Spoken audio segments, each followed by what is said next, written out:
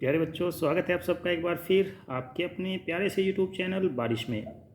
बच्चों, electric potential and capacitance का एक और नया वीडियो, एक और नया लेक्चर, जिसमें आज हम कॉम्बिनेशन ऑफ कैपेसिटर्स के बारे में सीखेंगे। हमारे पास यहाँ पर दो टाइप के कॉम्बिनेशन होंगे, सीरीज़ एंड पैरेलल। ये बिल्कुल उसी प्रकार है जैसे रेजिस्टेंस के कॉम्बिनेशन आपने 10th क्लास में सीखे थे। वहाँ पर भी हमारे पास रेजिस्टेंस के दो कॉम्बिनेशन होते थे, सीरीज़ और पैरेलल। तो यहाँ पर भी आज हम कैपेसिटर के कॉम्बिनेशन के बारे में सीखेंगे। लेकिन उससे पहले लास्ट वीडियो में हमने कैपेसिटर के बारे में जाना था। कैपेसिटर के कहते किसे हैं बच्चों? इसमें हमने पढ़ा था कि दो कंडक्टर, ये एक सिस्टम होता है जिसके अंदर दो कंडक्टर्स होते हैं जो किसी इंसुलेटिंग मटेरियल के थ्रू सेपरेटेड होते हैं।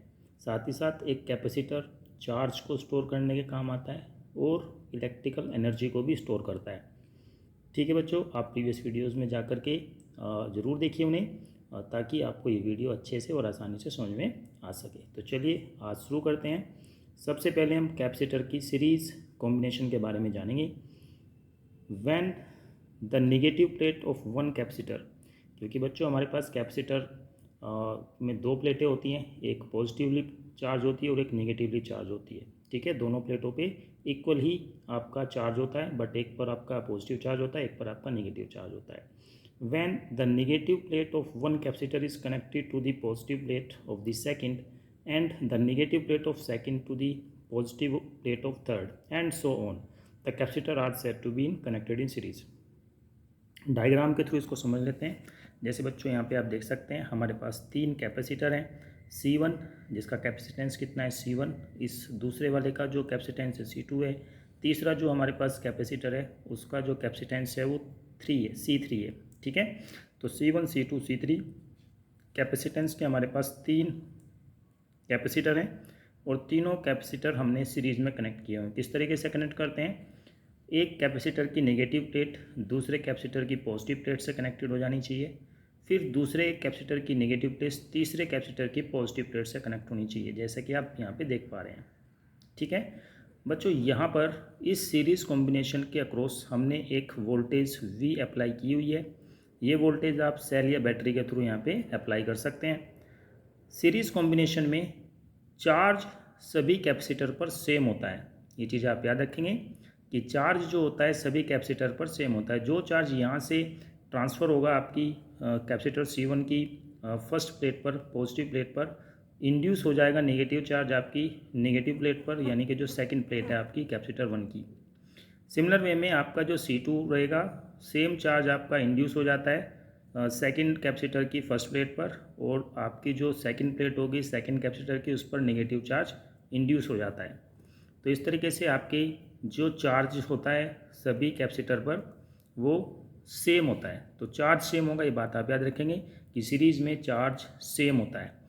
पोटेंशियल जो V आप अप्लाई करते हैं, तो चार्जेस आपके जो कैपेसिटर के अक्रॉस जो भी पोटेंशियल है, यानी कि दोनों प्लेटों के बीच जो पोटेंशियल डिफरेंस है जो कि V1 है। ठीक है, यहाँ पर कैपेसिटर C1 के लिए ये V1 है, कैपेसिटर C2 के लिए ये V2 है, और C3 जो कैपेसिटर है जिसका कैपेसिटेंस C3 है उसके लिए V3 है।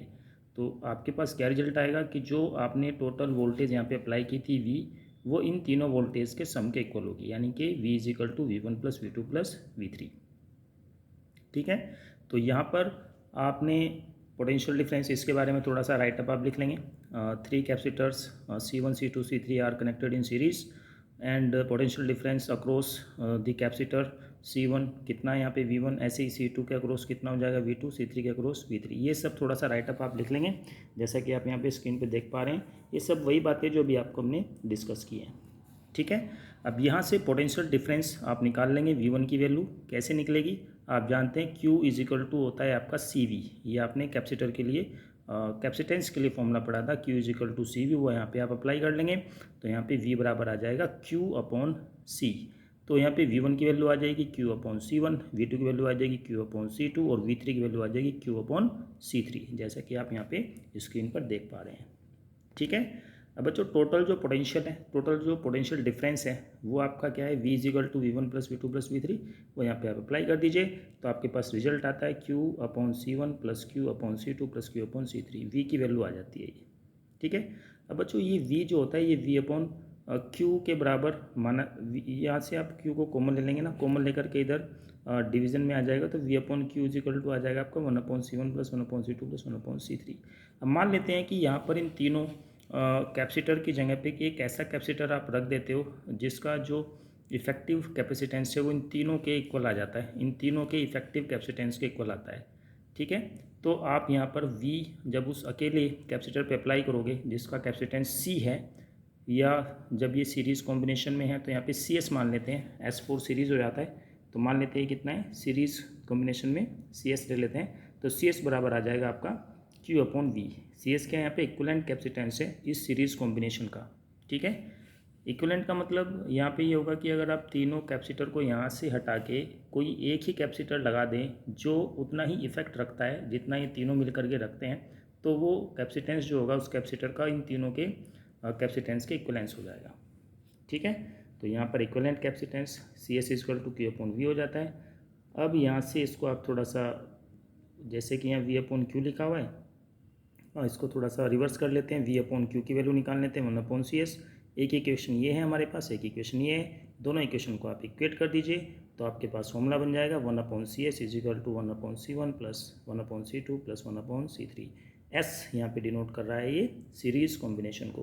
तो बच्चों ये आपका फॉर्मूला बन जाता है सीरीज़ कॉम्बिनेशन में। अगर आपने अच्छे से रेजिस्टेंस के लिए सीरीज़ कॉम्बिनेशन पढ़ा है तो आप देखेंगे रेजिस्टेंस के लिए सीरीज और पैरेलल अगर दोनों पढ़ा है तो इस टाइप की जो फॉर्मूले का जो फॉर्मेट बनता था वहाँ पे वो पैरेलल कॉम्बिनेशन के लिए बनता था। तो आप इसमें ये चीज़ याद रख सकते हैं कि जो रेजिस्टेंस में पैरेलल कॉम्बिनेशन के लिए फॉर्मूले का फॉर्मेट होता था वो कैपेसिटर के केस में सीरीज़ में होता है, उल्टा हो जाता है। ठीक है, तो चलिए बच्चों अब हम इसकी पैरेलल कॉम्बिनेशन को भी देख लेते हैं। दो बातें इसमें ज़रूर याद रखिएगा। सबसे पहली कि चार्ज आपका सभी कैपेसिटर पर सेम होता है जब कैपेसिटर आपके सीरीज़ में कनेक्टेड हो, चार्ज सेम होता है। ठीक है, और दूसरी कि जो आपका फॉर्मूला बनता है इसमें, जो आपका फॉर्मूला ड्राइव होता है सीरीज़ कॉम्बिनेशन के लिए, वो बिल्कुल सेम उसी पैटर्न पे होता है जो रेजिस्टेंस आपके पैरेलल में कनेक्टेड होते हैं। ठीक है, रेजिस्टेंस का पैरेलल कनेक्टेड का जो फॉर्मूला फॉर्मेट होता है वो सेम हमारा यहाँ पे कैपेसिटर के केस में सीरीज़ केस में आता है। तो दो बातें याद रखेंगे तो आप आसानी से इसे क्वेश्चन पे अप्लाई कर पाएंगे। तो चलिए अब नेक्स्ट हम स्टार्ट करते हैं पैरेलल कॉम्बिनेशन ऑफ कैपेसिटर। तो बच्चों जैसे आप डायग्राम में देख पा रहे हैं यहाँ पर हमारे पास सेम C1 कैपेसिटेंस का एक कैपेसिटर है, फिर ये C2 कैपेसिटेंस का दूसरा कैपेसिटर है, और ये C3 कैपेसिटेंस का तीसरा कैपेसिटर है। और अगर ध्यान दें तो तीनों कैपेसिटर की जो पॉजिटिव प्लेट है वो एक पॉइंट पर कनेक्टेड है और नेगेटिव प्लेट है वो एक दूसरे पॉइंट पर कनेक्टेड है। जब इस तरीके से आपका कनेक्शन होता है कैपेसिटर में तो कहा जाता है कि आपके जो कैपेसिटर हैं वो पैरेलल कॉम्बिनेशन में है। ठीक है, अब इस केस में क्या होता है कि जो भी आप वोल्टेज अप्लाई करते हो इस सिस्टम के ऊपर वो वोल्टेज सेम होती है, क्योंकि इन प्लेटों के बीच जो पोटेंशियल डिफरेंस होगा जो आपने अप्लाई किया है V, ये सेम होगा, इसके बीच भी C2 के बीच भी C1 और C3 तीनों के बीच में सेम होगा। पर यहाँ पे चार्जेस क्या होंगे, बिल्कुल अलग अलग हो जाएंगे। तो आपने देखा कि जैसे हमने सीरीज़ कॉम्बिनेशन में चेक किया था कि वहाँ पे चार्ज हमारा सेम था और पोटेंशियल डिफरेंस जो था प्लेटों के बीच वो अलग अलग था, और तीनों का जो पोटेंशियल डिफरेंस था उन तीनों को सम करने से हमें जो अप्लाइड वोल्टेज थी, अप्लाइड पोटेंशियल था, वो उसके इक्वल आ जाता था। पर यहाँ पर पैरेलल कॉम्बिनेशन में क्या चीज़ सेम रहेगी, पोटेंशियल सेम रहेगा, जो कि बहुत इंपॉर्टेंट है, जो आपको याद रखना है कि पैरेलल कॉम्बिनेशन में वोल्टेज सेम रहता है और चार्जेस आपके डिफरेंट होंगे। ठीक है, तो अब क्या होगा यहाँ पे थोड़ी सी इसकी डेफिनेशन को कॉपी में जरूर लिख लीजिएगा। जैसे when the positive plates of all capacitors are connected in one common point and the negative plates to another common point, the capacitors are said to be connected in parallel। बहुत ही simple सी इसकी definition है कि आपका कैसे parallel combination बनता है capacitor का। ठीक है, अब चार्ज जो होगा बच्चों जैसे कि आप फॉर्मूला जानते हैं, मान लेते हैं इसके बीच इसका कैपेसिटेंस C1 है तो चार्ज Q1 C1 और पोटेंशियल जो आपने V अप्लाई किया ये V तीनों पर सेम होगा। तो यहाँ पर आप बता सकते हैं Q1 = C1 V1, ये फॉर्मूला आपने इस कैपेसिटर के लिए अप्लाई कर दिया। सेम C2 के लिए भी अप्लाई कर सकते हैं, Q2 = C2 V आ जाएगा और Q3 = C3 V आ जाएगा। अब यहाँ पर जो टोटल चार्ज जो यहाँ से सप्लाई हो रहा है भाई, आपका जो चार्ज यहाँ से बैटरी से सप्लाई होगा वो 3 पार्ट में डिवाइड हो जाता है, Q1 Q2 और Q3। कुछ चार्ज उधर चला जाएगा, कुछ इधर और कुछ इधर। जैसी जैसी कैपेसिटी होगी उसके अनुसार जो है चार्ज डिस्ट्रीब्यूट हो जाएगा, कैपेसिटेंस जैसा होगा। तो आप देखेंगे कि टोटल चार्ज अगर यहाँ से Q निकलता है तो Q1 plus Q2 plus Q3 बराबर कितना आ जाएगा Q। तो total charge stored in the combination कितना होगा Q1 plus Q2 plus Q3। यहाँ पे आप इन तीनों की वैल्यू रख देंगे Q1 Q2 Q3 की, और फिर V कॉमन ले लेंगे क्योंकि V तीनों में यहाँ पर सेम है। ठीक है, क्लियर है। तो आपके पास Q आ जाता है C1 plus C2 plus C3। V इधर मल्टीपल में, इसको इधर लेके आ जाएंगे तो ये बन जाता है आपका Q अपॉन V, या इसको एज इज भी रख सकते हैं। अब बच्चों मान लेते हैं CP क्या है आपका, इक्विवेलेंस कैपेसिटेंस है तीनों कॉम्बिनेशन के लिए। मान लो इस तीनों को हटा करके आपने एक ही कैपेसिटर लगा दिया जिसका कैपेसिटेंस कितना है C, और तीनों की जगह पर वो अकेला ऐसा इफेक्ट डालता है जो ये तीनों मिल करके इस सर्किट पे डाल रहे हैं। ठीक है, तो क्योंकि ये पैरेलल कॉम्बिनेशन में, तो मान लेते हैं कि इनका जो इफेक्टिव जो कैपेसिटेंस है, या कहेंगे कि इक्विवेलेंट कैपेसिटेंस है, वो CP है, P फॉर पैरेलल। तो आपके पास फॉर्मूला बन जाएगा Q is equal to CP into V। ठीक है, ये Q की वैल्यू यहाँ पे ये है, और ये दूसरी इक्वेशन हो गई। इस तरीके से दोनों को आप इक्वेट करेंगे, V से V कैंसिल हो जाएगा, तो CP बराबर आ जाएगा C1 plus C2 plus C3। और ध्यान दें बच्चों कि ये फॉर्मूला आपका कुछ बिल्कुल ऐसा ही था जैसा आपके रेजिस्टेंस के सीरीज़ कॉम्बिनेशन में था। रेजिस्टेंस के सीरीज़ कॉम्बिनेशन में तो आप ये देख पा रहे हैं कि जो रेजिस्टेंस के सीरीज़ कॉम्बिनेशन में फॉर्मूले का पैटर्न था, वो सेम फॉर्मूले का पैटर्न आपका पैरेलल कॉम्बिनेशन में आता है कैपेसिटर के केस में। तो याद रखेंगे इसको कि इनके जो फॉर्मूले के पैटर्न होते हैं रेजिस्टेंस और कैपेसिटर के, ये इंटरचेंज होते हैं, या सीरीज़ का पैरेलल में फिट होता है, पैरेलल का सीरीज़ में फिट होता है। ठीक है, और यहाँ पर एक और इम्पोर्टेंट बात जो आपको याद रखनी है कि पैरेलल के केस में पोटेंशियल सेम रहता है और सीरीज़ के केस में चार्ज सेम रहता है। ये बात अगर आप याद रखेंगे तो इसका डेरिवेशन आपको करने में बिल्कुल भी मुश्किल या दिक्कतें नहीं होगी। अब बच्चों हम कुछ एक दो क्वेश्चंस देखेंगे जो कि काफ़ी इंपॉर्टेंट है बोर्ड के पॉइंट ऑफ व्यू से। चलिए उनको देख लेते हैं। बच्चों पहला क्वेश्चन आपकी स्क्रीन के ऊपर ये रहा, आप इसमें देख सकते हैं 3 capacitor of equal capacitance when connected in series have net capacitance C1 and when connected in parallel have net capacitance C2. Find C1 by C2। ठीक है, हमको C1 by C2 को फाइंड करना है। 3 कैपेसिटर है हमारे पास में और उनका कैपेसिटेंस सेम है। ठीक है, एक बार हमने उनको सीरीज में कनेक्ट किया तो टोटल कैपेसिटेंस निकाल दिया जो कि कितना है C1 क्वेश्चन में दिया हुआ है। फिर हमने उनको पैरेलल में अरेंज किया, पैरेलल में अरेंज करने के बाद फिर से हमने उनका टोटल कैपेसिटेंस निकाला। इस बार जो कैपेसिटेंस आया वो C2 आया, तो हमसे C1 बाई C2 की वैल्यू पूछिए। बहुत ही सिंपल सा क्वेश्चन है, चलिए करते हैं इसको। Let capacitance of each capacitor is equal to C। हम मान लेते हैं कि भाई 3 कैपेसिटर थे, तो तीनों कैपेसिटर क्योंकि इक्वल कैपेसिटेंस रखते हैं तो हर एक का जो है कैपेसिटेंस हमने C मान लिया यहाँ पे। ठीक है, फॉर सीरीज कॉम्बिनेशन के लिए क्या फॉर्मूला लगता है, जो रेजिस्टेंस में पैरेलल के लिए लगता था, उस चीज़ को थोड़ा ध्यान रखेंगे तो वहाँ से आपको याद आता रहेगा 1/C1 is equal to 1/C plus 1/C plus 1/C, क्योंकि तीनों का कैपेसिटेंस क्या है बच्चों यहाँ पे सेम है। और C1 क्यों लिया हमने यहाँ पे, क्योंकि क्वेश्चन में मार्क किया हुआ है कि सीरीज़ में जो आपका नेट जो सीरीज़ में जो आपका इक्विवेलेंट कैपेसिटेंस बनता है वो आपका C1 है। तो इसको सिंप्लीफाई करेंगे, सेम वैल्यू है तो 3/C हो जाएगा, 1/C1 is equal to 3/C। पलट देंगे तो C1 बराबर आ जाएगा C/3। ठीक है, फॉर पैरेलल कॉम्बिनेशन क्या होता है, पैरेलल कॉम्बिनेशन वही होता है जो सीरीज़ का होता है रेजिस्टेंस के केस में। तो तीनों को आप एडअप कर लेंगे, C2 बराबर आ जाएगा C plus C plus C यानी कि 3C। अब यहाँ से आप C1/C2 निकाल लेंगे, C1 की वैल्यू C/3 रखेंगे, C2 की वैल्यू 3C रखेंगे, C से C कैंसिल हो जाएगा और 3 के साथ मल्टीप्लाई हो जाएगा, तो यानी कि 1/9। तो यही आपका आंसर आ जाएगा C1 is to C2 is equal to 1:9। तो उम्मीद है बच्चों ये आसान सा क्वेश्चन आपको जरूर समझ में आया होगा। तो चलिए नेक्स्ट क्वेश्चन की तरफ बढ़ते हैं।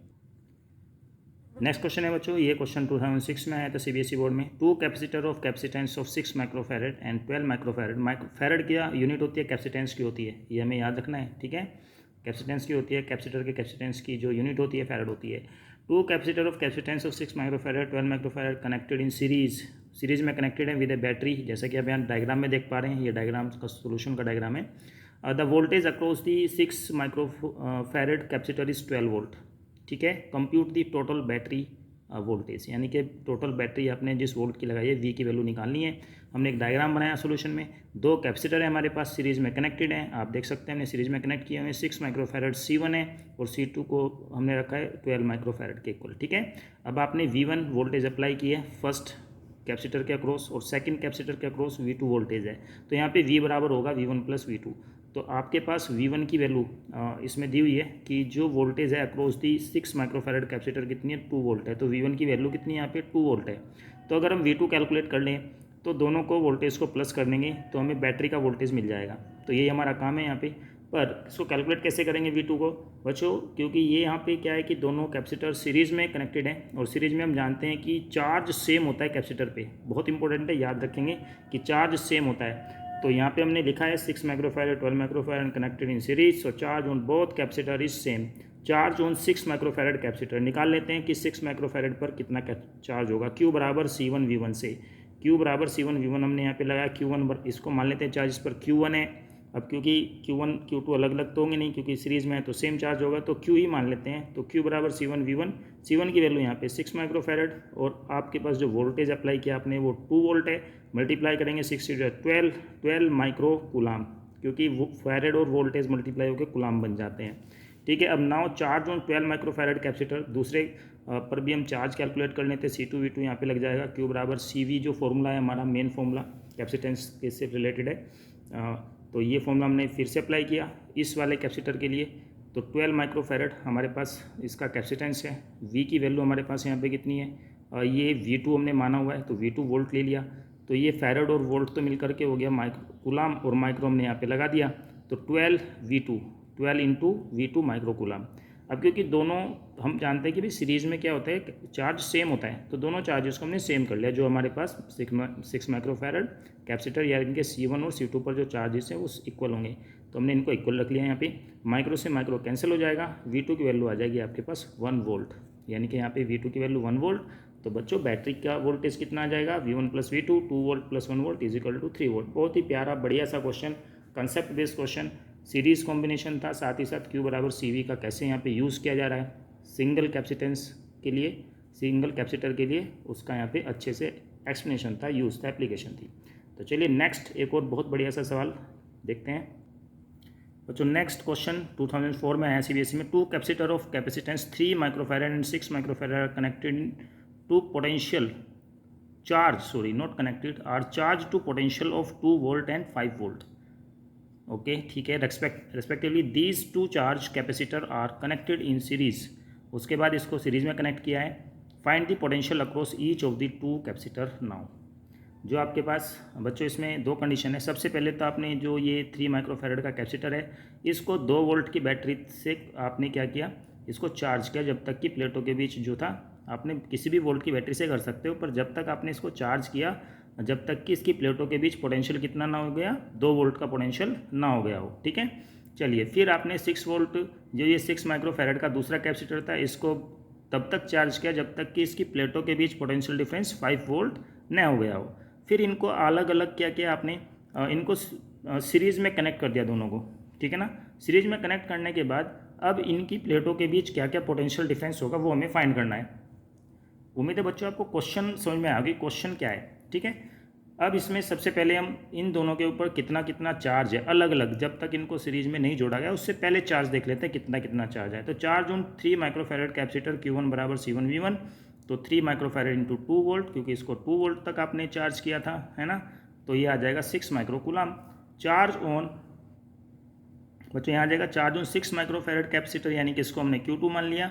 C2 हमारे पास 6 माइक्रोफैरड है और V2 जो है 5 वोल्ट है हमारे पास में, तो हमने इसको मल्टीप्लाई किया आपस में 30 माइक्रो कूलाम आ गया। ठीक है, यानी कि आपको पता चल गया कि इन दोनों जो कैपेसिटर के ऊपर चार्ज कितना है, इसके ऊपर जो था 6 माइक्रो कूलाम है और उसके ऊपर 30 माइक्रो कूलाम चार्ज है। ठीक है, अब आपने क्या किया, इसको सीरीज में कनेक्ट किया। तो सीरीज में कनेक्ट करने से क्योंकि चार्ज हमेशा कंजर्व होता है और दोनों पर चार्ज सेम होगा, ये इंपॉर्टेंट है पॉइंट कि दोनों पर चार्ज सेम होगा और चार्ज कंजर्व है, तो टोटल चार्ज कितना आपका 36 माइक्रो कूलाम है, हमने यहाँ पे लिख लिया। और ये 36 माइक्रो कूलाम दोनों कैपेसिटर पर होगा क्योंकि चार्ज कंजर्व होता है और सीरीज कॉम्बिनेशन में दोनों कैपेसिटर पर चार्ज कैसा होगा, सेम होगा। ठीक है, दोनों कैपेसिटर पर चार्ज कितना होगा, सेम। तो यहाँ पर आपका क्या हुआ, in series combination charge on either capacitor Q is equal to 36 micro coulomb. बस ये बात इंपॉर्टेंट है, पॉइंट इसको आप थोड़ा सा नोट करके रखिएगा कि जब आप अलग अलग कैपेसिटर को कनेक्ट करते हैं सीरीज़ में, तो उनके अलग अलग जो चार्जेज होते हैं उनका ऐड करके ही जो चार्ज आएगा वो दोनों पर इक्वल चार्ज हो जाता है। ठीक है, now potential difference across 3 microfarad capacitor. अब आपको पता है कि भाई हर एक के ऊपर इतना कूलाम चार्ज है और कैपेसिटेंस आपको पता ही है, तो V1 डैश मान लिया इस बार हमने, क्योंकि V1 तो हमने स्टार्टिंग में माना था, अब माना V1 डैश है, तो कितना हो गया V1 डैश बराबर Q/C1। Q की वैल्यू 36 माइक्रो कूलाम है, C1 3 माइक्रो फैरेड है, माइक्रो से माइक्रो कैंसिल हो जाएगा, 3 से इसको कट करेंगे तो 12 वोल्ट आ जाएगा। ठीक है, नाउ PD यानी कि potential difference across 6 micro farad capacitor, उसकी प्लेटों के बीच कितना पोटेंशियल डिफरेंस है, V2 डैश हमने मान लिया, और Q/C2 हो जाएगा। Q चार्ज आपका सेम रहेगा 36 माइक्रो कूलम, और बच्चों ये 6 माइक्रो फैरेड इसका कैपेसिटर सेंस था, इसको आपने इससे डिवाइड करेंगे तो 6 वोल्ट आ जाएगा।